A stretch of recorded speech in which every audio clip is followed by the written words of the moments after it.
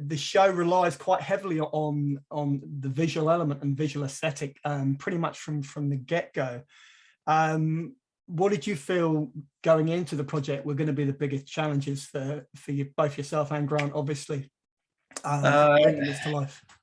Yeah, it was. I mean, it was pretty daunting, really. You know, we did have some good preparation time, which was great. I met Grant was overseas on a project, and I met with Andre and a couple of other producers who arrived in New Zealand to scout. That was great. We took them. Grant asked me if I'd sort of escort them around and show them all the places we thought might be of interest to them. But it was, you know, it was kind of pitched as a 60-70% location, 30% set build show, and it very quickly became evident it was more like a 80% build, maybe more, and a 20% location show. You know, yeah, sure. That became obvious really quickly. So that sort of shifted the whole dynamic a lot, I guess. And then we, like with the addition of you know, the COVID interruption and John Cho's ACL interruption, where he tore his ACL ligament, that again meant, especially under COVID, like more time. It was easier to work within the stages, and we built a backlot as well. So rather than going to the city as much, we built our own world on a backlot, which was never really the plan, but it really paid off in a big way for us, I think.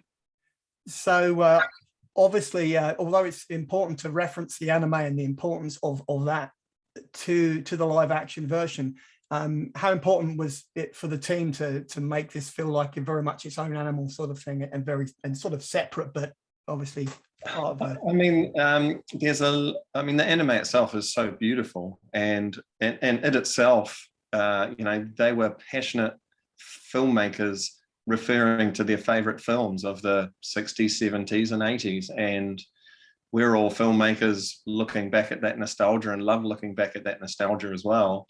So it was like homaging them, the bebop designers and writers who were homaging their favorite films, which are films that we all love as well. So it was it was just a beautiful opportunity, really, to show your passion and the diversity in what they loved. You know, a noir episode, or a real sort of, you know, Clint Eastwood cowboy episode, or, you know, it was there were so many opportunities for so many different aspects to cover and design. It was great. And so then we had you know, we had a beautiful set of drawings that we were gifted. It was like 600 sort of early sketches from the original anime. Wow. You know, I assume they were Kimitoshi Yamane's sketches, the mech designer from the original show. And they were beautiful, and they were it was obviously their thought process going down on paper. They were just, you know, line sketches. They weren't colored, or they weren't the plates, they weren't the final thing. And so we had that to mine through as a beautiful resource, as well as the episodes.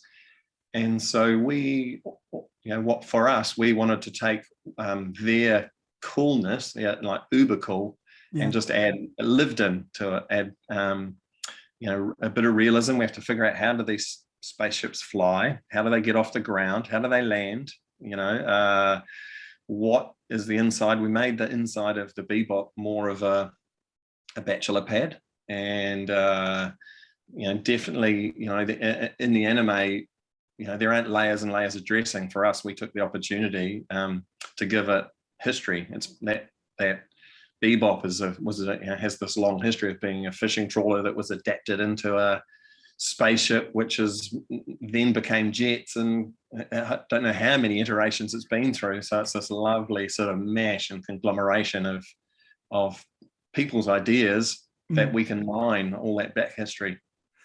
I was going to say, from the production design perspective, how important was it? Obviously, you've got different planets, you've got different locations, and as you say, you've got the interiors of the ships, different ships as well. how important was it to sort of maintain continuity, but also make those unique? So that obviously, you mean within our show, as opposed to, I mean, we've made a very conscious effort to create ourselves palettes at the beginning. So, if we're on Venus, this is the palette for Venus. It's in creams and camels and maybe mint greens. And if we're on Mars, it's in, sort of neon blues and zingy purples and hot pinks. And, if you're on Europa, it's like browns and oranges and rusts and charcoal. So, we gave ourselves those palettes, right? We built those up right at the beginning. So we know, and as an audience, hopefully you go, okay, I'm back in Europa now. Oh, no, okay, I'm obviously in Mars. And so, we gave ourselves those rules, and that was a lot of fun to kind of create those parameters for us. And I hope it helps, I hope it helps the viewers as well. You obviously, you referenced obviously the 60s and the 70s. But there is a sort of a feeling of it goes slightly further back in terms of movie history, which sort of prompts my next question, which is, to what extent would you consider Cowboy Bebop to be like maybe a space-based film noir? Because it definitely has elements of that. Yeah, it does. And look, there's one episode in particular is totally that, which will be episode 5. So, it's the whole episode is a noir episode. But yeah, it's definitely